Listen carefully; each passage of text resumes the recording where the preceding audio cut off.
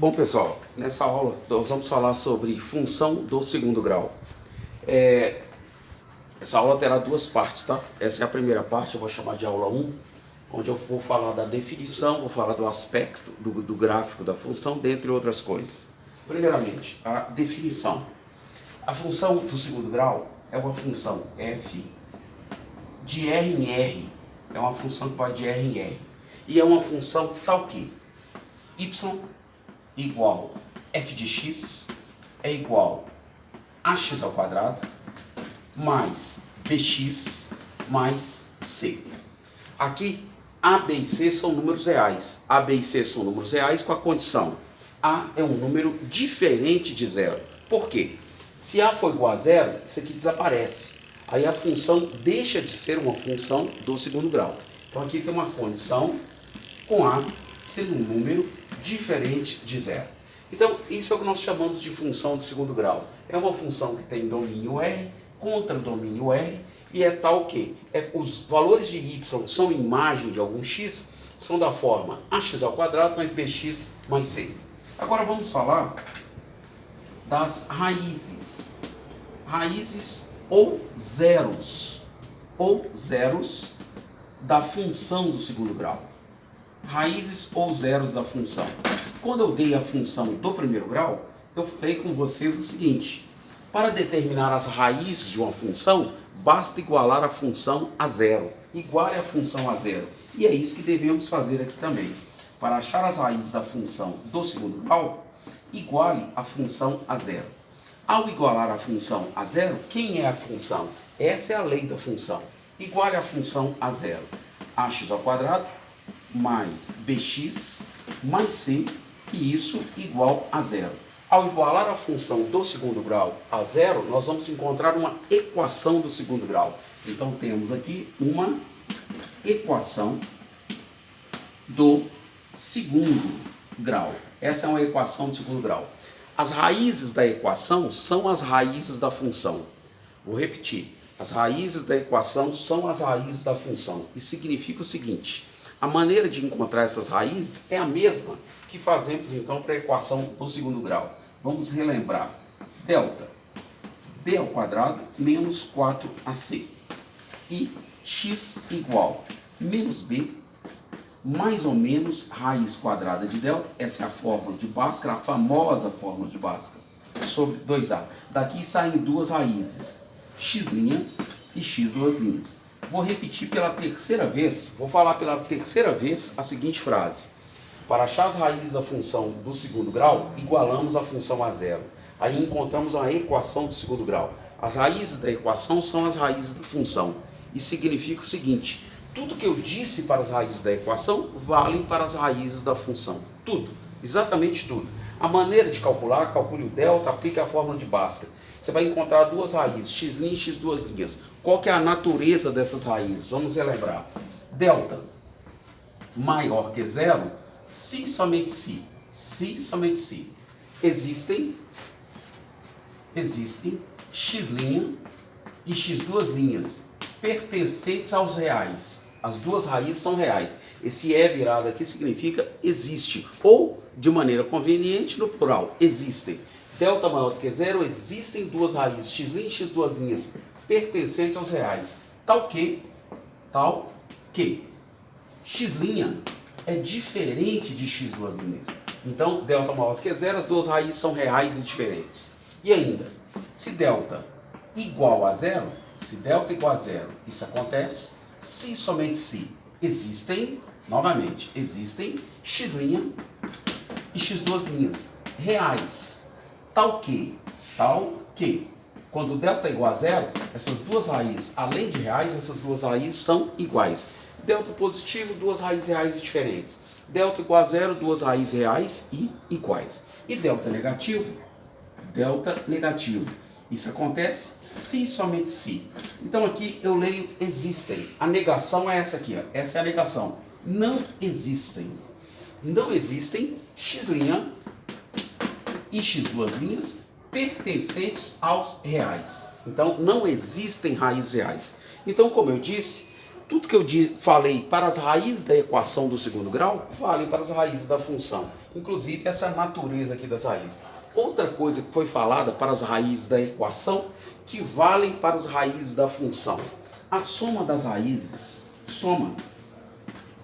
a soma das raízes, lá na equação do segundo grau eu mostrei que a soma das raízes da equação, x' mais x2' é sempre igual a menos b sobre a. Então continua valendo essa relação também para as raízes da função do segundo grau. A soma das raízes é igual a menos b sobre a. E o produto das raízes, dessas raízes, x' vezes x2'. X' vezes x2'. O produto é igual a c sobre a. Então, as relações de soma e produto das raízes da equação do segundo grau valem também para as raízes da função do segundo grau. Bom, vou fazer uma faixinha aqui e dar sequência. Agora, eu vou falar sobre o gráfico da função do segundo grau. Eu vou escrever o seguinte: o gráfico de uma função do segundo grau é uma curva. Essa curva é denominada, ou seja, ela é chamada de parábola. Então, gráfico da função do segundo grau. Gráfico. Seu gráfico é uma curva. Seu gráfico é uma curva denominada. Seu gráfico é uma curva denominada parábola. Vamos grifar aqui a parte. Gráfico da função é uma curva chamada parábola. É uma curva chamada parábola. Agora, eu vou fazer um resumo aqui com os principais aspectos, com os principais fatores que vão influenciar no aspecto dessa parábola. Fatores que influenciam no aspecto da parábola. Então, primeiro fator que influencia no aspecto da parábola é o sinal. É o sinal de A. Bom, primeiramente, que fique claro, quem é A? Bom, nós estamos falando da função y igual a ax ao quadrado mais bx mais c. Já foi falado que esse A é diferente de zero. Estamos falando desse A, esse número diferente de zero. Então, sinal de A, por que ele influencia no aspecto da parábola? Pessoal, se A é diferente de zero, restam duas situações. Ou A é positivo ou A é negativo. Bom, podemos afirmar o seguinte: quando A é positivo, a parábola tem a concavidade voltada para cima. E quando A é negativo, a parábola tem a concavidade voltada para baixo. Então, o sinal de A influencia e muito no aspecto da parábola. A positivo, concavidade voltada para cima. A negativo, concavidade da parábola voltada para baixo.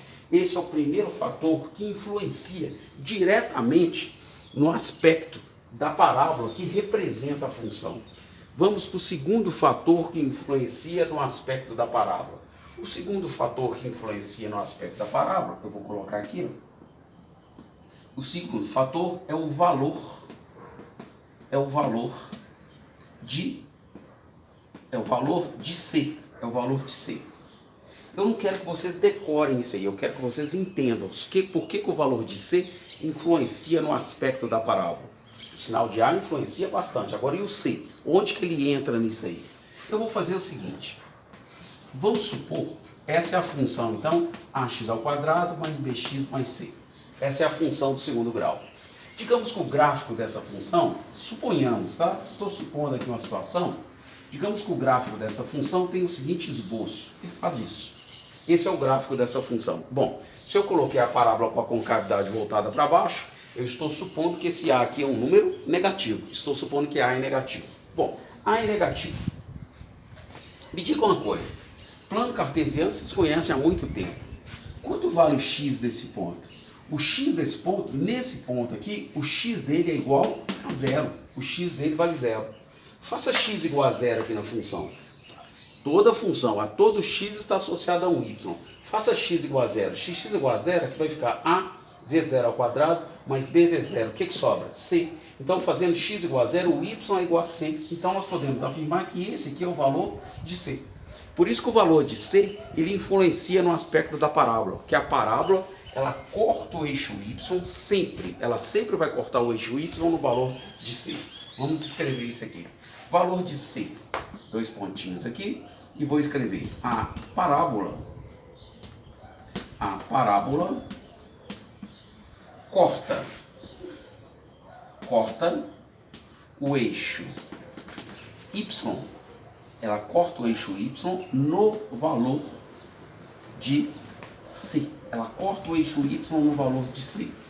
Isso quer dizer então o seguinte, que se C for positivo, a parábola, como acontece nessa situação, C positivo, a parábola corta o eixo y acima do zero, acima da origem. Se C for negativo, a parábola vai cortar o eixo y abaixo da origem. E se C for igual a zero, a parábola vai passar aqui, ó, exatamente na origem. Então, esse é o motivo que o valor de C influencia muito no aspecto da parábola. Agora, vou apagar aqui, eu vou aproveitar essa figura ainda e vou falar do terceiro fator que influencia no aspecto da parábola. O terceiro fator que influencia no aspecto da parábola é o delta. B ao quadrado menos 4ac. Vou te mostrar por quê. Novamente, eu quero que você entenda, não quero que você decore. O que ocorre é o seguinte, eu já até falei isso para vocês, já falei algumas vezes, toda função, isso vale para qualquer função, toda função corta o eixo x das suas raízes reais. E isso acontece aqui também, por quê? Nesse ponto aqui, ó, o y desse ponto aqui, o y aqui é zero. Nesse ponto aqui, o y também é zero. O y aqui é igual a zero. Faça y aqui igual a zero. Se você faz o y igual a zero, se y é igual a zero, você vai ficar com isso aqui, ó, ax ao quadrado mais bx mais c igual a zero. Quando nós fizemos isso aí, os valores de x, que eu fiz há pouco aqui, nós chamamos de quê? Raízes. Então, quando eu igualo o y a zero, os valores de y são os valores da função. Então, quando eu igualo a função a zero, porque aqui a função é zero, aqui a função é zero, os valores de y são zero. Quando eu igualo a função a zero, os valores de x que eu encontro são as raízes da função. Então, por isso, o valor de delta é importante. Porque, olha só, nesse caso aqui, por exemplo, então ela tem aqui uma raiz, isso aqui é uma raiz, que eu vou chamar de x', e isso aqui é outra raiz da função, que eu vou chamar de x duas linhas. Então, nesse caso aqui, nesse exemplo, o delta tem que ser positivo, porque a função está com duas raízes. Então, vou apagar e vou resumir aqui da seguinte forma. Terceiro fator que influencia no aspecto da parábola. O terceiro fator que influencia no aspecto da parábola é o valor do delta. O valor do delta. Por quê? Aí vou escrever o porquê. A parábola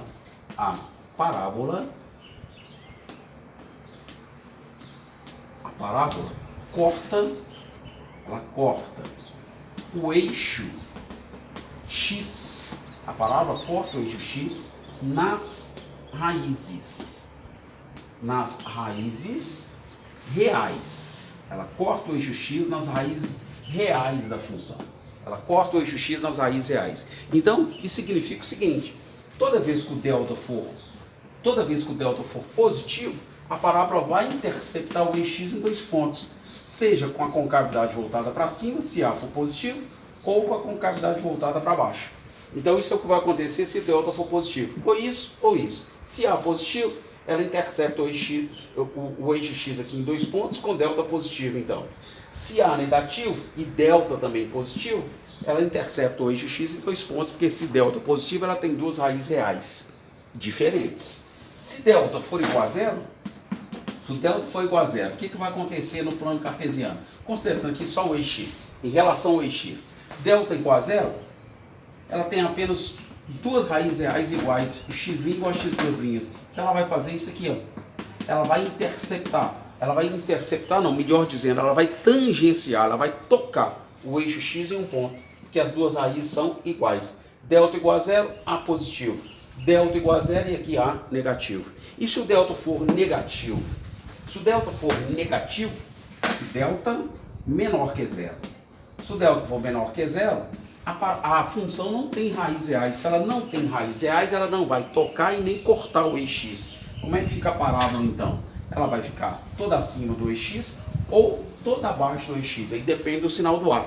Aqui A é positivo e delta negativo. A positivo porque a concavidade está voltada para cima. Delta negativo porque não toca nem corta o EX. Quer dizer, não tem raízes reais. Aqui A negativo e delta também negativo. Delta negativo porque ela não toca o eixo X e nem corta o eixo X. Ou seja, ela não tem raízes reais. Então, esses são os fatores, os 3 primeiros fatores que influenciam no aspecto de uma parábola. Vou colocar aqui um exemplo mais completo. Exemplos. Vou colocar aqui exemplos. Vou colocar aqui 3 gráficos. Letra A. Plano cartesiano. Plano cartesiano. Vou fazer o seguinte. Vou fazer isso aqui. Vou colocar essa parábola. O que eu quero aí? Eu quero os sinais de A, C e delta. Os sinais de A, C e delta. Nesse exemplo A. Vou colocar aqui letra B. Na letra B, vou fazer um outro gráfico. Opa, saiu um pouquinho torto aqui. Vamos fazer assim. Cheguei um pouquinho mais para cima e vou fazer isso aqui. Eixo Y, eixo X. E vou colocar aqui uma letra C. Letra C, nós vamos fazer isso aqui.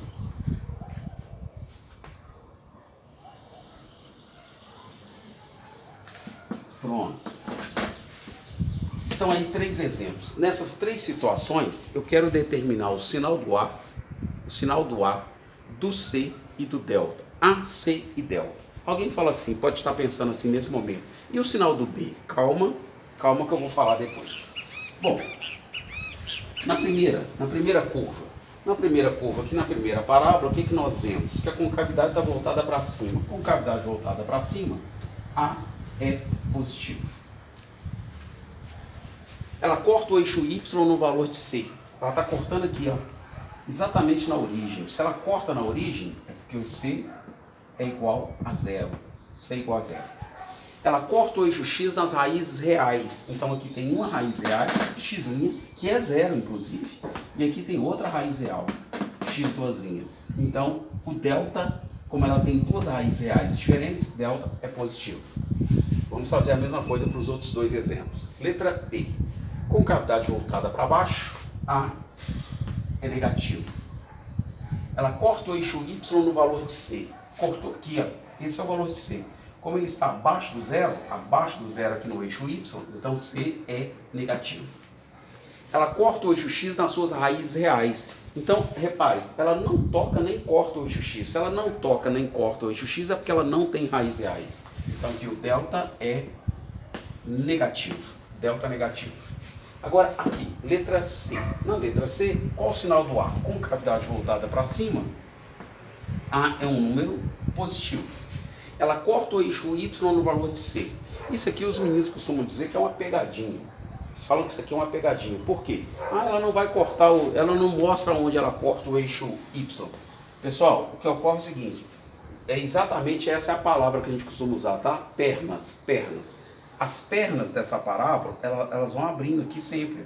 Elas vão abrindo. Então, isso aqui, ó, o eixo Y continua infinitamente e essa perna da parábola continua infinitamente. Então, em um dado momento, como ela vai abrindo infinitamente, em um dado momento, ela vai cortar o eixo Y aqui em algum valor acima do zero.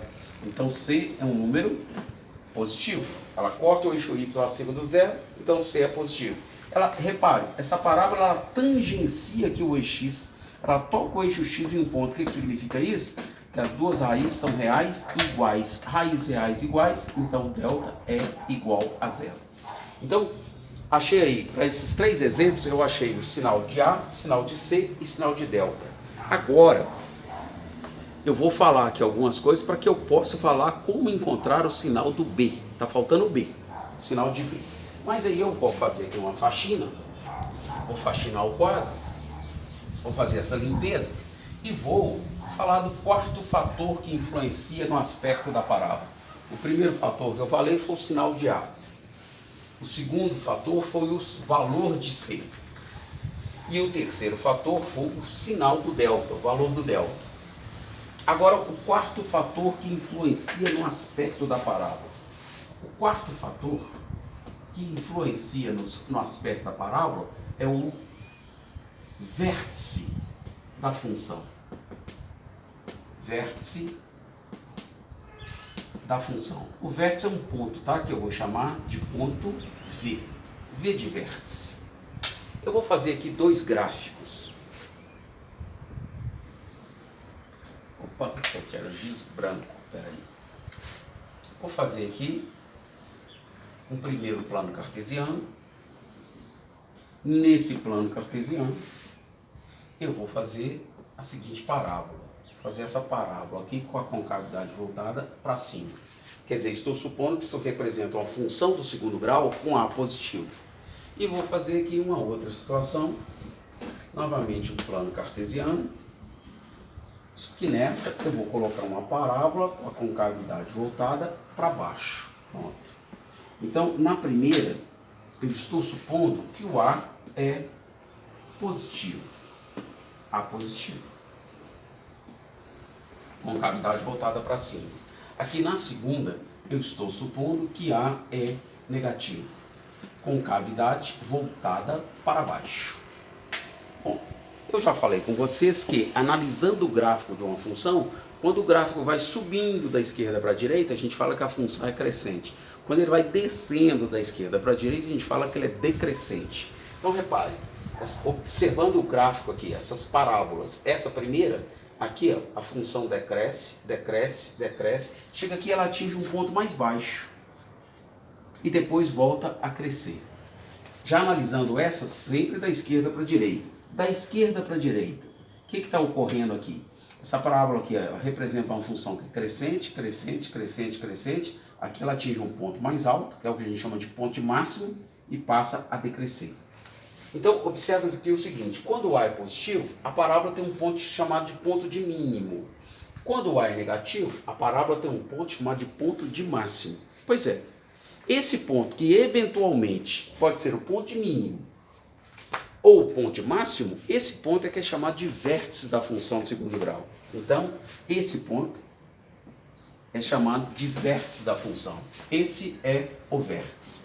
Pessoal, quer dizer então que nessa primeira situação, o vértice aqui, ele está sendo um ponto de mínimo. E isso acontecerá toda vez que o A for positivo. O vértice aqui é um ponto de mínimo da função. Esse é um ponto de mínimo. E nessa segunda situação, o vértice aqui, o vértice está sendo um ponto, aqui ele está sendo um ponto de máximo. Ele está sendo um ponto de máximo dessa função do segundo grau. Então, vértice é o ponto da parábola que eventualmente pode ser o ponto de mínimo ou o ponto de máximo. Se ele será ponto de mínimo ou ponto de máximo, depende do sinal do A. Agora, todo ponto do plano cartesiano está associado a um par de números. Aliás, deixa eu falar uma outra coisa aqui antes. A reta que passa aqui, ó, a reta que passa pelo vértice, sendo paralela ao eixo Y, a reta que passa pelo vértice, sendo paralela ao eixo Y, em ambos os casos, viu? A reta que passa pelo vértice, eu estou tracejando aqui para não carregar demais a figura. A reta que passa pelo vértice, sendo paralela ao eixo Y, essa reta recebe o nome de eixo de simetria da parábola. Então essa reta é paralela ao eixo Y, quer dizer, aqui a gente sabe que tem ângulo reto, por definição. Os eixos são perpendiculares, aqui tem ângulo reto, aqui também tem. Então essa reta que passa pelo vértice, sendo paralela ao eixo Y, ela recebe o nome de eixo de simetria. Vamos escrever isso aqui? Essa reta é o eixo de simetria da parábola. Eixo de simetria da parábola. O que acontece? Aqui está a reta. O que acontece aqui, acontece também aqui. Então, é como se eu pegasse essa perna aqui da parábola, se eu rebatê-la para lá ou aquela para cá, uma vai cair sobre a outra. É como se essa reta fosse um espelho. Por isso ela é chamada de eixo de simetria. Em ambos os casos, a reta que passa pelo vértice e é paralela ao eixo Y, ela recebe o nome de eixo de simetria. É o eixo de simetria da parábola. Bom, agora o que eu ia falar, e lembrei de falar aí desse eixo de simetria, o que eu ia falar sobre as coordenadas do vértice. Nós sabemos que todo ponto plano cartesiano está associado a um par de números. Um sobre o eixo x, que é o que a gente chama de x do ponto, ou abscissa do ponto, e outro valor sobre o eixo y, que é o que a gente chama de ordenada do ponto. Então todo ponto está associado a um par de números. Isso também acontece com o vértice.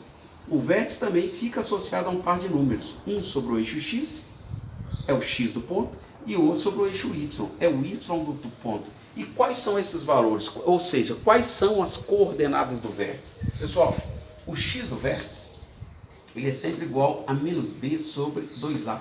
Esse é o x do vértice. E o y do vértice é sempre igual a menos delta sobre 4a. Menos b sobre 2a e menos delta sobre 4a. Em ambos os casos, aqui também, o x do vértice é menos b sobre 2a e o y do vértice, é menos delta sobre 4a.